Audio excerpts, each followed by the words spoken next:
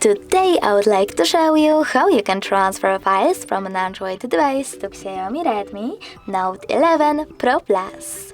First of all, go into Play Store on both of them and install completely free app called Send Anywhere from this developer. When it's ready, open it. In order to continue, you need to tap on I accept, confirm, continue and allow. Then do exactly the same on the other device. Now just receive on Xiaomi and send on an Android. Following that, you need to tap on all of those type of dots and select Send next to selected.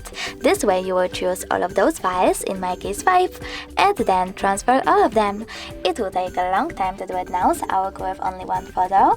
For example that one, choose Send and tap on Go Ahead. Now on Xiaomi, you need to tap on No Thanks and close this window. Finally, we have the ways to connect. We can scan this QR code using this scanning icon on Xiaomi, then selecting while using the app or only this time, and pointing our camera at this code. But we can always input this pin over here as well, and tap on Receive instead. Now, after a couple of seconds, as you can see, my photo was successfully sent. Thanks so much for watching. If you enjoyed this video, don't forget to leave a like, comment and subscribe. Bye!